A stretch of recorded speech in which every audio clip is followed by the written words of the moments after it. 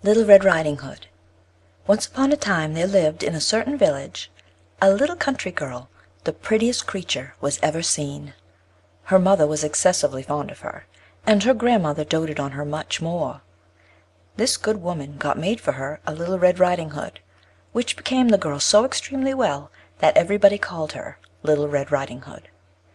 One day her mother, having made some griddle cakes, said to her, "Go, my dear, and see how thy grandmamma does, for I hear she has been very ill.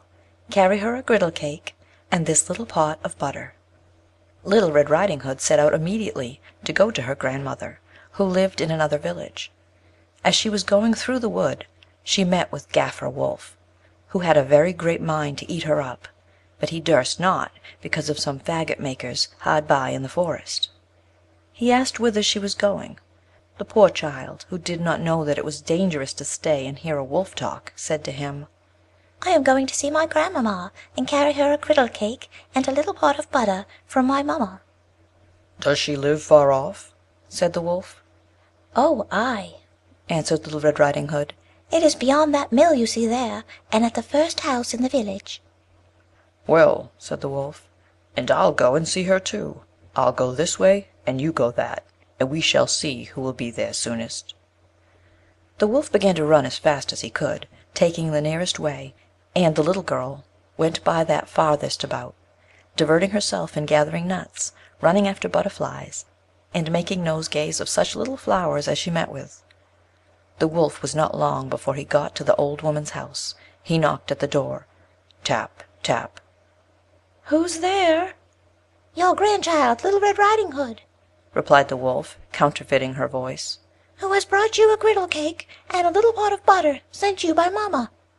The good grandmother, who was in bed because she found herself somewhat ill, cried out, "Pull the peg and the bolt will fall." The wolf pulled the peg, and the door opened, and then presently he fell upon the good woman and ate her up in a moment, for it was above 3 days that he had not touched a bit. He then shut the door, and went into the grandmother's bed, expecting Little Red Riding Hood, who came some time afterwards and knocked at the door. Tap, tap. "Who's there?" Little Red Riding Hood, hearing the big voice of the wolf, was at first afraid, but believing her grandmother had got a cold and was hoarse, answered, "'Tis your grandchild, Little Red Riding Hood, who has brought you a griddle cake and a little pot of butter. Mamma sends you." The wolf cried out to her, softening his voice as much as he could, "Pull the peg and the bolt will fall." Little Red Riding Hood pulled the peg, and the door opened. The wolf, seeing her come in, said to her, hiding himself under the bedclothes, "Put the cake and the little pot of butter under the bread bin, and come and lie down with me." Little Red Riding Hood undressed herself and went into the bed, where, being greatly amazed to see how her grandmother looked in her night clothes, she said to her, "Grandmamma, what great arms you've got!" "That is the better to hug thee, my dear." "Grandmamma, what great legs you have got!" "That is to run the better, my child." "Grandmamma, what great ears you have got!" "That is to hear the better, my child." "Grandmamma, what great eyes you have got!" "It is to see the better, my child." "Grandmamma, what great teeth you have got!" "That is to eat thee up." And saying these words, this wicked wolf fell upon poor Little Red Riding Hood and ate her all up. The Moral. From this short story easy we discern what conduct all young people ought to learn.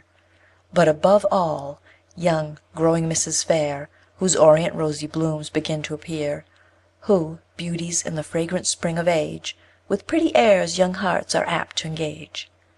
I'll do they listen to all sorts of tongues, since some enchant and lure like siren songs. No wonder therefore 'tis, if overpowered, so many of them has the wolf devoured. The wolf I say, for wolves too sure there are, of every sort and every character. Some of them mild and gentle humoured be, of noise and gall, and rancour wholly free, who tame, familiar, full of complaisance, ogle and leer, languish, cajole and glance, with luring tongues and language wondrous sweet, follow young ladies as they walk the street, even to their very houses, nay bedside, and artful, though their true designs they hide. Yet these simpering wolves, who does not see, Most dangerous of wolves indeed they be.